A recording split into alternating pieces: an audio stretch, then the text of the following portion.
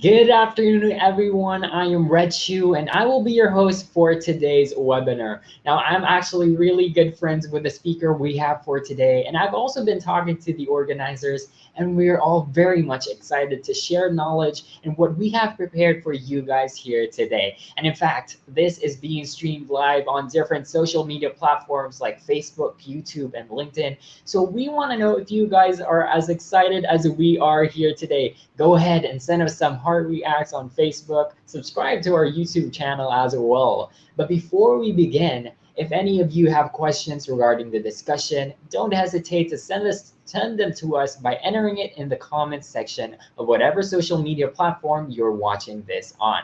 I'll be here to cater to them for our guest speaker. Once again, welcome to the live webinar series of ESME.ph, an e-learning marketplace for Filipino professionals where one can develop relevant and in-demand skills through masterclasses in different fields of learning. If you want to know more about us, feel free to visit our page at www.esme.ph.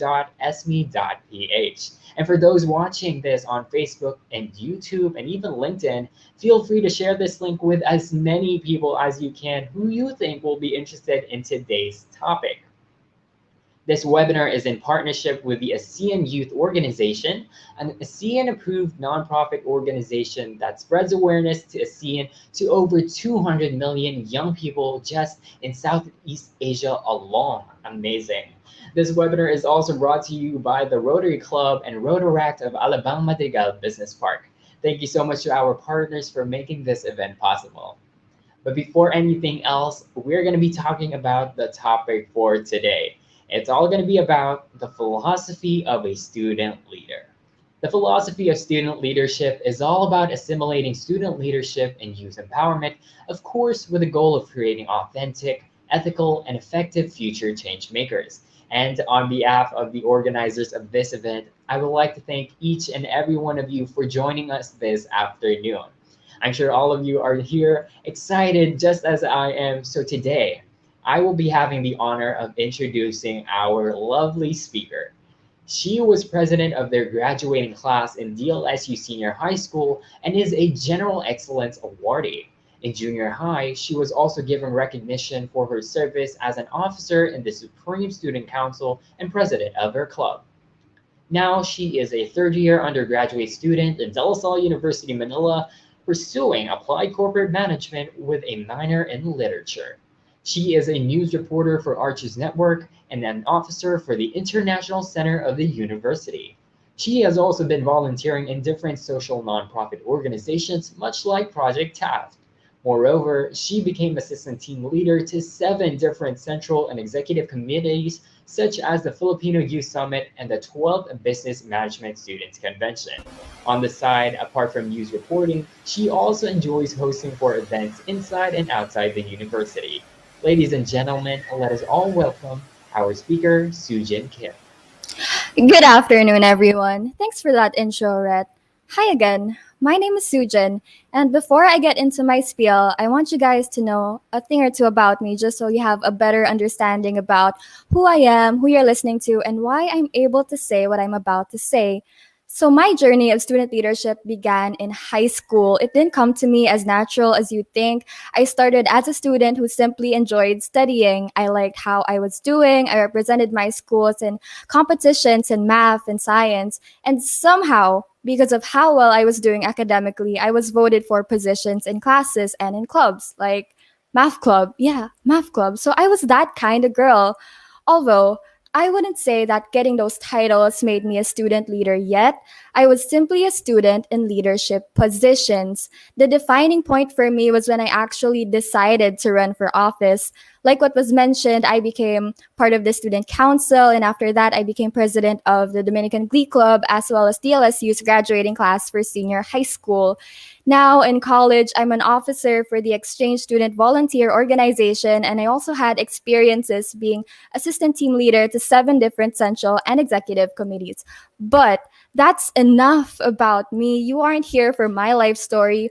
You're here for a student leadership philosophy. Now, allow me to emphasize that this is a philosophy. It's not a hard science. It's not quantifiable, nor is it in most textbooks.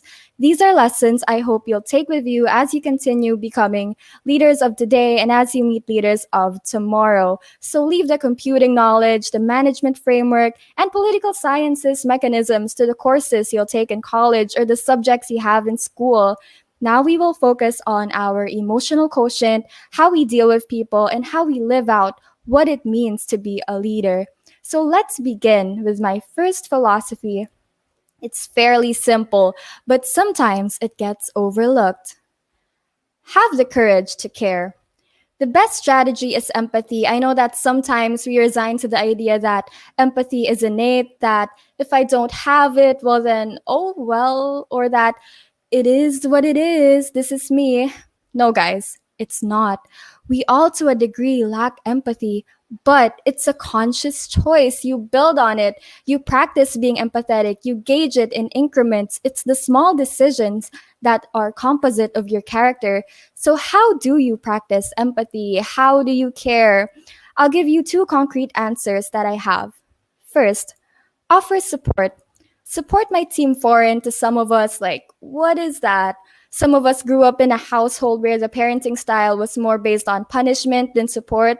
Just an example so we can see the difference between support and punishment.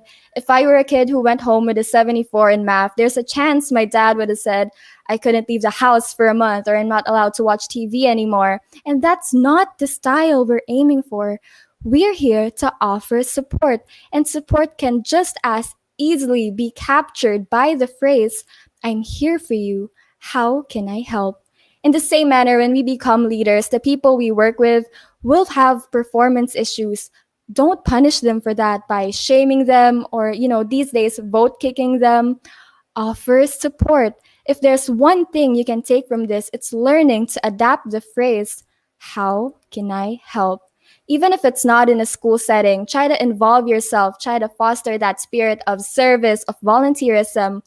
Volunteer. There are so many organizations that need extra hands, but we'll get to that later. Second, be compassionate. Did you guys know that compassion actually comes from 2 Latin words which mean to say to suffer with? And that's how you care for people in your care. That's the heart of empathy. It's recognizing that other people can go through such cruel storms just like you. Each storm, each hurdle, each mountain is different for all of us. And it's so easy to shrug someone's sorrows off by thinking that we already have much on our plates or that what they have on theirs doesn't even begin to compare to what we have on ours or what we used to have before. And honestly, guys, I am appalled by people who just compare their suffering with the person who's talking about theirs just to imply that it should be easy for them to go through it since it could be worse. Honestly, guys, if it weighs a lot on someone, it matters. Don't invalidate someone else's pain. Help them cross their storms. Support them as they try to move mountains. Have the heart to involve yourself in their pain. Share in their suffering. It's okay. They need it. I know that if it were us in their positions, we'd also want the same kind of support. Even if the kind of support enables them to be better than you, give it to them. Guys, accept as early as today that those you might lead might be smarter than you or more talented than you or just overall have the potential to be much greater than you. That's okay. That's the goal, even. I've always told myself that the goal, or the philosophy rather, is to have my members walk away as better people having met me. Or, well, in this case, having met us. Okay, so at this point, you might have noticed how leadership is more of a sacrificial act that is far from being self serving. The responsibility it entails definitely demands a more person for others outlook. Actually, Simon Sinek once mentioned that the difference between authority and leaders is that authority chooses to pick and eat food first, while leaders, they eat last. He said that the cost of leadership is self interest. If you aren't willing to give up your perks when it matters, you probably shouldn't be the one leading. You don't get less job when you get these positions. You get more. You become responsible for other people. So, given all of that, offering support, showing compassion, I'm sure you've realized it isn't easy. The student leaders who sent open letters to their school administrations or university administrations asking for an academic break during these horrible times are definitely people I commend. It wasn't easy to go against the status quo. It takes guts to make a stand. And that's also a good reason why I'm pursuing journalism as a news reporter. We need to lend our voices. We need to create avenues for the marginalized sectors and other minorities to have their unheard concerns raised. Genuine leadership comes at certain costs. So, really, it takes courage to do that. It takes courage to care. It takes courage to think of the needs of the people in your care before yours. It takes courage to care. But today, I invite all of you to have the courage to care.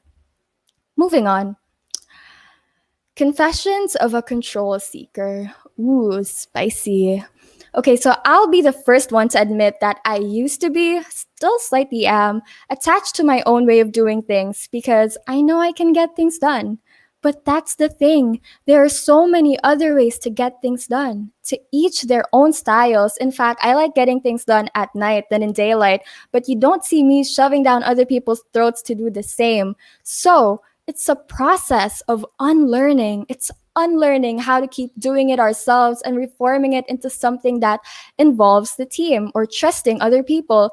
Along the way, you'll all learn that you just don't have the time to help everyone or tell them how to do their jobs. So shake off the idea that your way is better than theirs and learn to trust their approaches. See, I truly believe that the essence of empowerment is letting them be able to function just as good even without you or having to depend on you.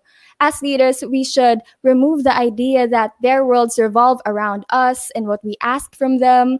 See, the whole paradigm isn't leader centric, it's quite the opposite, really. The sign you've done well and accomplished your job as a leader is when you start to see or you start to gauge that they don't necessarily need you to function anymore. And that's progress. That leads to innovation. See, the time you spent with your members might have served as the formative years of other future leaders. And that's great. That's good. Don't settle for the outdated belief that it's just you who should lead. No, don't settle for just rising above the rest. I firmly believe that it's best to rise with the rest. Bring them with you. But don't try to change them or think you're entitled to change them. Encourage them to be genuine, to be themselves. Let whatever change come from them. Good leaders make other people want to be better instead of making them feel like they have no choice but to be better. Give them room to figure out who they want to be or who they're meant to be. In fact, I would even say go the extra mile to help them find their strengths. The harder you push, the harder they'll push back. If you keep trying to control how they do things, if you can't accept that people aren't meant to be controlled in the way that you think, you'll find yourself in a spiral of struggle. They will lose their motivation to work and you'll be stuck with members who are simply compliant. And no, don't glorify compliance. Seek commitment. I would choose committed people over compliant people in a heartbeat. Compliance might get the work done, but commitment creates value. It encourages innovation, and members who care about the project, who care about the class, or who care about the goal will find better ways to succeed. And it might not be what you envisioned or how you envisioned, but it can reap better results. Now, you can ask me, Sujin, how do I become less controlling? How do I create committed members? Great, let's get to that. And no, it's not just charisma. Some people think that charismatic leaders make for committed teammates, and I wouldn't necessarily agree. Perhaps in the short term, charisma fuels commitment, but I definitely wouldn't say that that's sustainable. A committed team is formed through a genuine human relationship. A practical example would be to ask about them. Sure, it can go as short as "How are you doing?" instead of a full on "Where are your assignments or deliverables?" But really, it's more of ask about them instead of making sure that they're who you want them to be. Also, try to gain awareness. Try to notice when you're being controlling and what motivates this behavior. If you're too caught up in your emotional wavelength, you can maybe do what I do. I try to talk myself into calming down first. I literally tell myself, calm down. This isn't who you want to be. Being less controlling is a conscious reformation. At the end of the day, you just have to appreciate the differences, the diversity that is present between you and your team. Okay, so we've talked about letting go of the need to always have our way and matters of controlling people. But now let me go even further by talking about how we deal with mistakes, which brings us to our third philosophy: be gentle with failure. The first step in being a student leader is essentially just being a student. Act like a student first, be mentorable, and you know what? Accept that your first step might not be groundbreaking. In fact, it might be a complete failure. But that's okay. We learn. Honestly, it's harsh to beat yourself up because of the overwhelming pressure or expectation to keep succeeding, to be on a roll. What you might not understand is that even your members or your so called followers don't even expect you to be perfect. They just want you to be real. Guys, I praise candor. I value it so much. Literally, everyone has performance issues. Understand that, accept that, empathize with that, and encourage your team to be honest about it. These days, we're also pressured to prioritize preventive action over corrective action, and I get that. Who doesn't want to minimize mistakes or not make mistakes? But really, making sure we don't make mistakes feels a bit unrealistic. What I want you to get from your time with me is to find ways to let people in your care actually feel that they're in your care, that their mistakes aren't definitive of them but are simply detours to a much bigger process. So be concerned with the human you're talking to and not just their performance or their output, more so if the performance is poor or the output is lacking. But it's easy to say be gentle with failure. Again, how? I can tell you to embrace vulnerability, but that once again begs the question: as a leader, how do I do that?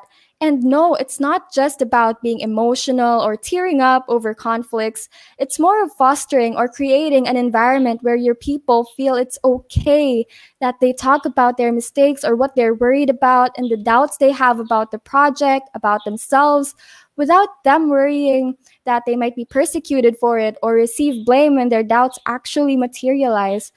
Guys, accountability isn't a blame game. Taking it even further, of course, we're not just being gentle with failure. We need to stick it in our heads that failure isn't final. Sure, given the consequences or the circumstances it merited or it costed, you can always have a follow up question: what can I learn from this? Don't allow yourself to regret the experience. Make sure that that experience served a higher purpose, and that is to teach you, and if you're lucky, teach others. Honestly, we'd all so much rather learn from the mistakes of others than our own. I mean, who'd want to go through all that mess just for a lesson? But guys, brace yourselves. Some lessons are tough. A lot of the times we learn the hard way. It happens. It might not feel fair, but perhaps it's not meant to be. I mean, with that, we can't just always learn from the lessons taught to others. Anyway, learning isn't just about taking in information. For example, if I said I read a book about cheer dancing, I can't immediately say that I learned cheer dancing. So some things we just have to experience for ourselves on our own. And there's nothing wrong with that. So I urge you, please remove the shame of being in the wrong. This will likely just increase the chances of people being hesitant to acknowledge when they are wrong. So stop shaming people for being human. Be gentle with failure, either your own or other people's. Okay, fourth philosophy game. One of the buzzwords for our generation is the term VUCA world. I'm sure if you haven't already met this concept, you'll have it in college, but let me give you a crash course. VUCA world means to say that the world is characterized by volatility, uncertainty, confusion, and ambiguity. All of these make life difficult. It makes the job of being a leader so much more challenging. Uncertainty, confusion, ambiguity all lead you to the idea that most of the time, there isn't a protocol to follow. We just move along one hurdle after the other, trying to make good choices as we go. So, expect discomfort. Student leaders will always be placed in positions or situations that aren't convenient, and you can't escape that. We have to make the tough calls. We have to do inconvenient things for the sake of many. So expect discomfort, expect resistance. I would even say prepare for it. Prepare for resistance from not just external contributors, but also from yourself. So, please do what you can to protect your energy or nurture your energy. Constantly enkindle and rekindle your willingness to make a difference, to contribute to society. Some people, particularly those who weren't raised in the same generation as you, might discourage you from your pursuits. Don't let them. Pursue your positive change. Change the world even for just one person. Some people can't adapt to change because they weren't taught how to. They struggle to comprehend our generation's tendency to question authority and archaic customs. And you will meet people in power who will use their power to preserve and conserve the status quo. But if you know in your heart, if you believe that the status quo isn't inclusive or isn't letting its members prosper, isn't right, raise it, resist it. Be the leader you needed when you were younger, or be the leader who people need in the present. That's how you make the difference. Like I said when we began, have the courage to care. Another thing I learned in my life that I wish to share with you is to simply choose your battles. We've always been pressured to never give up, to keep going, to never stop. We're always told to just adapt, but I say choose your battles. Choose when it's wise to adapt and when it's better to just raise the flag. You might have heard of the boiling frog syndrome. Usually it's a metaphor for climate change, but we can apply it here just as appropriate. See, a frog, when placed in water that's set to boil, will not perceive the increase in temperature to be a threat. The frog will maintain itself by adjusting its body temperature, and just when the water is about to reach its boiling point, the frog won't be able to adjust anymore. So even if it decides to jump, it'd be far too late and he'd be incapable of doing so, having used up all its strength adjusting to the temperature.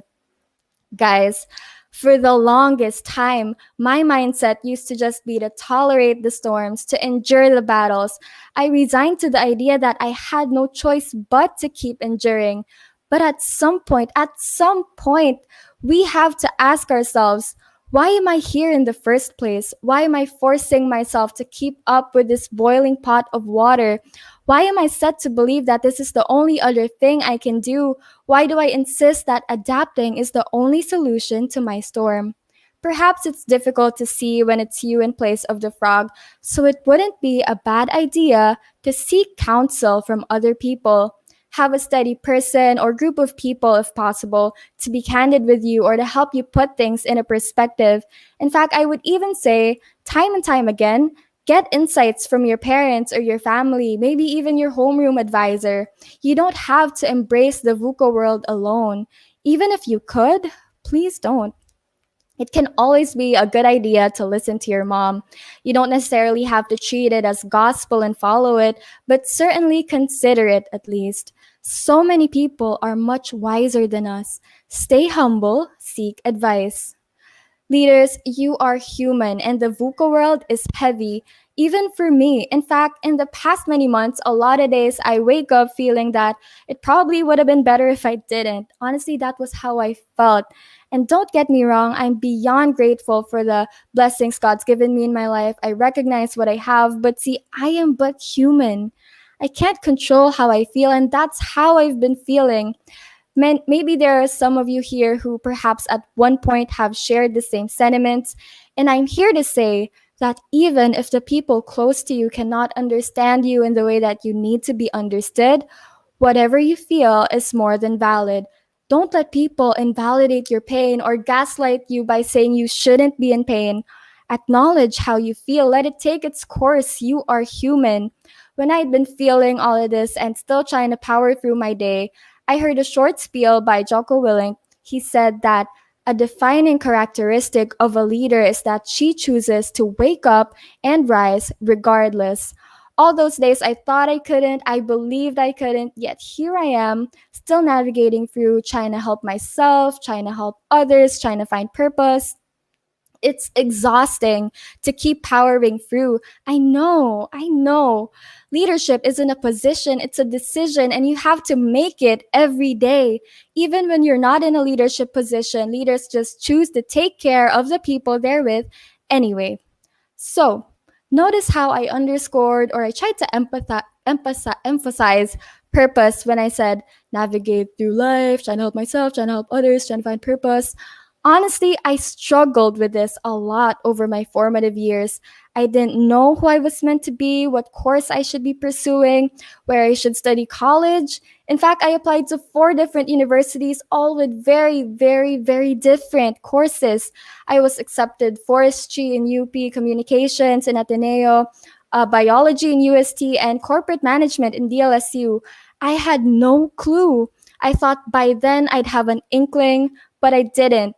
None at all. And I was so incredibly pressured to pursue what was right, but I never had that calling and I felt so bad about it. And the years leading up to that were not very helpful as well. I researched as much as I could in order to maybe have an epiphany of what purpose I could serve, but there wasn't any grand enlightenment or awakening.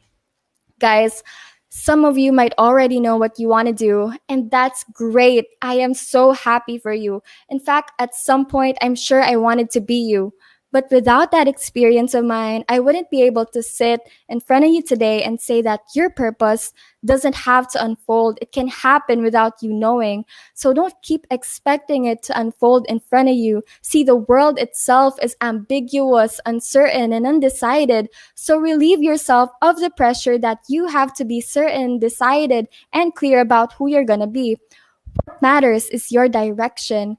Today, you're here trying to get a few insights on how to be a better student leader than you already are, and I feel so proud of you for that.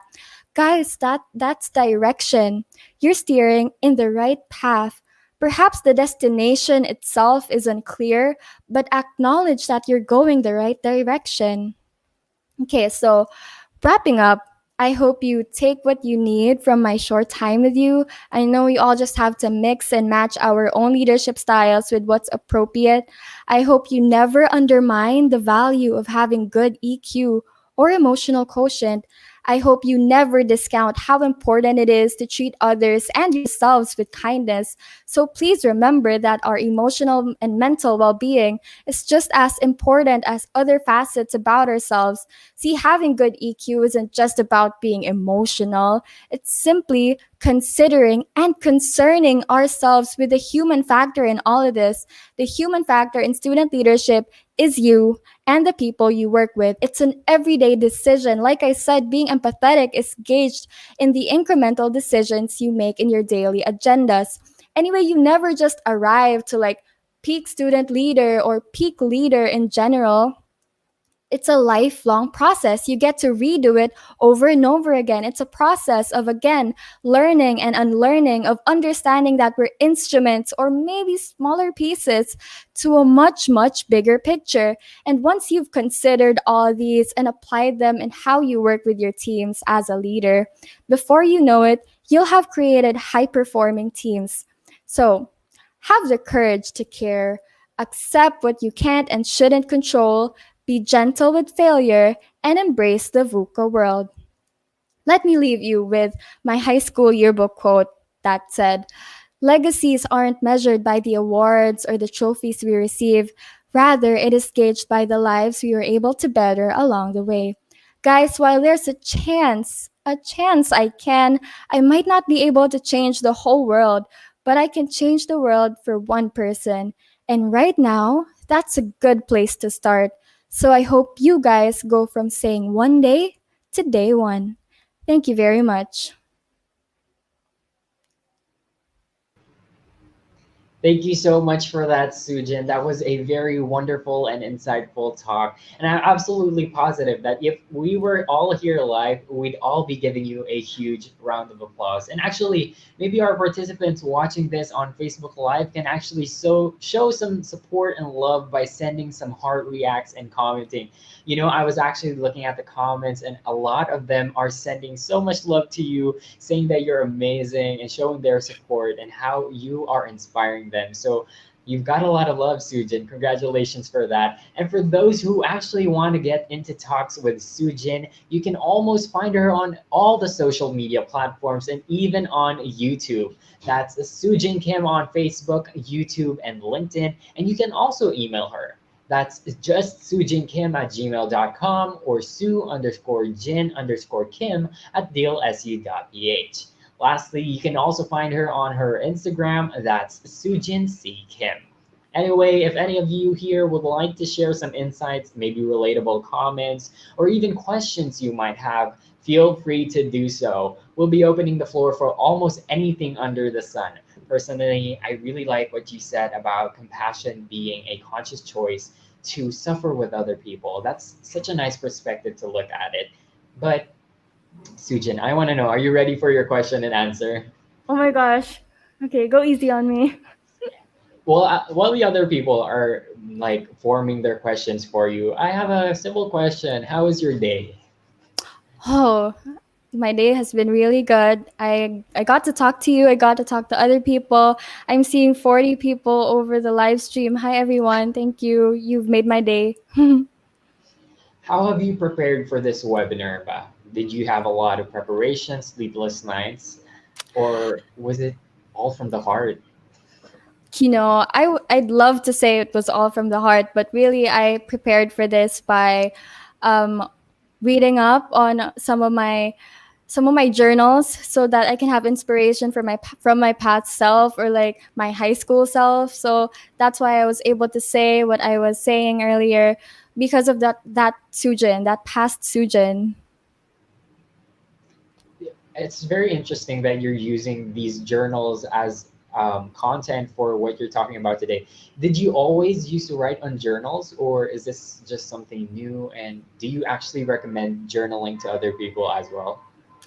My roommate used to laugh a lot about this because I kept my journal everywhere. I only started in senior high school just to keep tabs or just, to have a checklist of what I'm supposed to be doing or what I could do. Like there are some days I'd have a checkbox that said, do something nice for others. And I think that's the importance of journaling. It's to remind ourselves to do these things because like I said earlier, sometimes it's not innate. You have to consciously incorporate it in your day. So that I think is why having a journal can be helpful for people like us. I might actually have to try that out. But we do have questions coming in right now. So I'm going to be asking you. As a student leader taking up her undergraduate degree at a time where students are all limited to online classes, what kind of leadership system do you implement with your colleagues in order to oversee the concerns or challenges that students face at the moment? Okay, so I like to highlight what you said about how students are limited to online classes. It's especially relevant that people hear about this. See, this is why people are petitioning for an academic freeze. Online classes just aren't inclusive, especially with the recent typhoons we experienced, the flooding in Marikina, in Cagayan, even our place in Manila had water enter the house. But I recognize my privilege, and it's high time you recognize yours and other people recognize theirs. Some people simply do not have the resources to participate in online classes. And going back to your question, which was about the kind of leadership system being done to oversee concerns and challenges, we go back to the reality that even those are done online. And it's heartbreaking. It really breaks my heart to acknowledge that even student concerns are facilitated online. In plenty of the organizations I belong in, we're only able to connect with each other via online platforms. We send out Google Forms for everyone to answer, and that kind of allows us some transparency as to whether they're alive or whether they're safe. But that isn't enough. Personally, what I've been doing is messaging my group mates. I've had a couple of members reach out to me by saying that they're going through a loss or experiencing technical issues or that they can't submit their tasks because they keep losing connection. And as a student leader, I empathize with them. I recognize their suffering and what they're going through. But here's the deal breaker for me. As a student leader, we have to raise this issue to administrators. Our bayanihan can only do so much. Bayanihan, when it comes to assisting our teammates or our group mates or org mates, will surely contribute. But unless the system that gives them these constraints is abolished, or our contributions will only reach so far. So really, let me say that as students, we work or we do our absolute best to increase faculty and student engagement and offer support. But unless the system that we fall under is changed, we will always be subjugated to some kind of limitation. That's absolutely right. And actually, you talked about a lot of these students voicing out their concerns on social media. And one of the solutions is bringing them up to the administration. But the pandemic has caused our education to shift to online classes. And over social media, there really is a lot of these students voicing their concerns about the effectiveness of e learning and its effect on our mental health. So, as student leaders, what can we do in order to make sure that these student concerns are addressed while also making sure that their opinions aren't invalidated? So these times are novel to everyone. Nothing should be set to stone, even e learning. It's commonplace in social media to invalidate the struggles being faced by students. And I cannot even begin to fathom the gaslighting and utter lack of empathy that's been going on. E learning cannot be considered to be the most effective approach to education simply because it doesn't invite everyone. It doesn't involve everyone. There are more unequipped students than there are well equipped students. So, you also talked about its effect on mental health of students. And I agree with you. It's scary. It's absolutely frightening to me how these days school output matters more to teachers or the parents than the well being of their students or their children. And that shouldn't be the normative culture in our society. We shouldn't pursue one thing at the expense of another. And I firmly believe that we should pursue, if not maybe even consider, just finding a balance first in our hierarchy of needs, position mental health to be a priority because it is. And as student leaders, we also bear the responsibility of making sure that we gauge how our members are doing, or we let everyone feel that it's important to us that their expressions are heard. And as I kept saying earlier, if it matters to one of your members, it matters. Don't invalidate how they feel because you can't see from your position of privilege, or don't gaslight your pain just because your plate might also be just as full as theirs. I definitely agree with that. We have another question here, so it's a bit different. With the current political climate in the country, do you think it is imperative for student leaders to go beyond the four walls of the classroom and partake in social issues? Definitely. I think not even just because our political climate is dire, but yes, more so because our political climate is absolutely worrying. My piece of advice is protect your energy first, show yourself compassion so that you can also extend compassion to other people. I think student leaders should have an applied sense of what they've been learning in classrooms by applying it with the reality we have outside those classrooms. Guys, we grew up in a society filled with dystopian novels. We've had Hunger Games, Catching Fire, Mockingjay, Divergent, Insurgent, Allegiant. We had all these inspirational teenagers who knew they had to make a difference, who had to fight the good fight, even if it meant going against the status quo. So, leaders, as much as you can, involve yourself in different social causes as early as today. Decide that you want to be or you need to take part to with what is happening outside. Don't think that because you're comfortable with how things are in your life that that's enough. No, definitely not. Even if the system suits you, think about those in the dark who are being left out, who are suffering. Your intervention can change their reality. So, as much as you can, involve yourself, volunteer, read about what's happening, educate yourself. You have the responsibility to maintain an environment that is more ethical than the one you grew up in. Yeah. That's absolutely right. It becomes a responsibility for us to get involved in these social issues. And we actually have to realize that we have the capacity to solve these issues as well. So that's very nice of you to say, Sujin. So we have a question from our viewer on YouTube. As a student leader, what are concrete ways I can do to help students experiencing difficulty in e-learning despite lack of admin cooperation or support? Thank you and have a wonderful day. So sweet.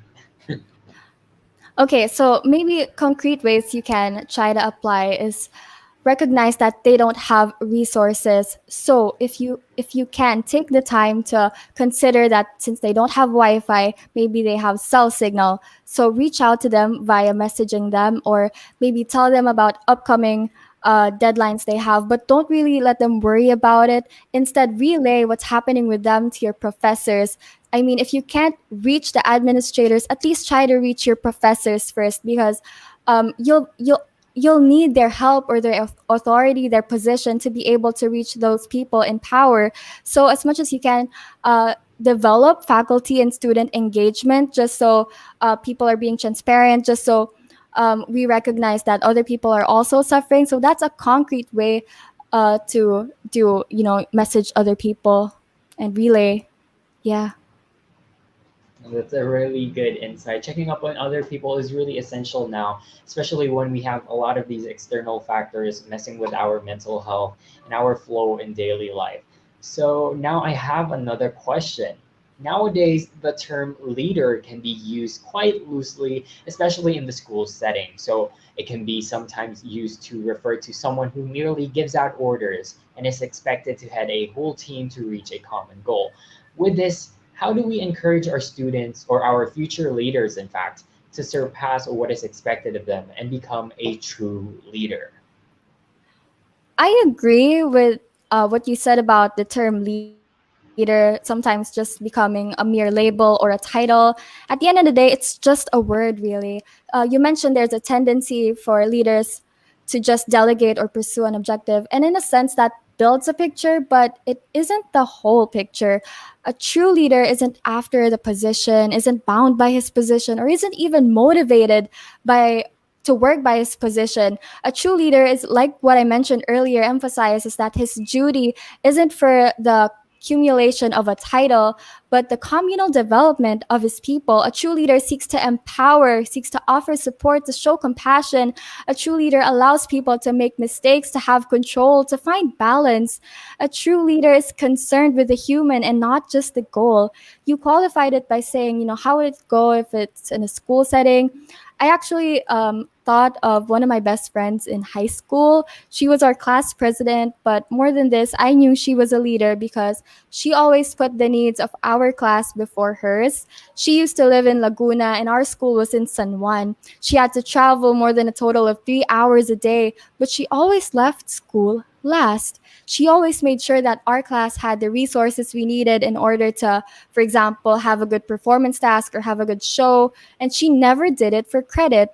Sometimes smart people have a tendency to compete with other classmates, but this girl, this leader, she was never like that. When our other friend or when I would be absent, she'd be the first person to lend us her notes, and she was always generous. She always shared. A true leader wishes for the development of other people, even if she had to run the risk of maybe losing her rank, for instance, as valedictorian.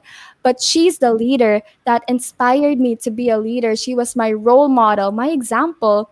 That's the kind of leader that inspires people like me, people like you, to also want to be leaders for the sake of others. And that is a true leader, and not just, the term being used loosely. That's right. A true leader is someone who is able to empower other people and to strive for communal development. That's very well said, Sujin. I believe that is all of the questions we have for today, but I'm just going to read a comment from YouTube. The viewer said, "Thank you so much. I feel like the student leader stuff is really taking a toll on me. Your advice will serve me when if I master its application to me and others." Thank you so much. Well, thank you so much, Sujin, for gracing us with your presence today. Thank you for sharing your knowledge to all of our viewers here. Please feel free to share this live once again to all of your friends who are interested in this topic. Thank you once again, Sujin, for joining us. And as a final word from our speaker for tonight, she would like me to encourage all of you to join in on one of the student-led initiatives that Sujin supports. iUplift is a nonprofit organization that aims to provide Filipino students with different tools and materials to help them continue their education even through remote learning. They also are very actively engaged in mobilizing relief operations during these times of crisis. iUplift Philippines, together with its partners and donors, have been able to help more than 300 families in Nangka, Marikina following the recent calamities. So I hope all of us will be able to engage in different volunteer initiatives, much like the one I've said before. Once again, that's iUplift. Thank you so much for all of our viewers today. And for everyone who attended this webinar, all of you can get a digital certificate of your attendance. Just visit our website at www.esme.ph or click the link that we have posted in the comments section below. Before this webinar comes to a close, I would like to invite everyone who wants to learn more and increase their knowledge and skills to just go ahead and visit our website at www.sme.ph. We offer a wide range of masterclass courses, those of which you can enroll in based on whatever is relevant to your passion, career, and even your interests. Allow me to wrap up this webinar, The Philosophy of a Student Leader by Jin Kim. It was indeed an afternoon filled with an enlightened view of our student leadership journey. I'm sure we will carry this with us, and if we can, share with other people as well. Once again, this has been Rhett, Chiu. Thank you and good night.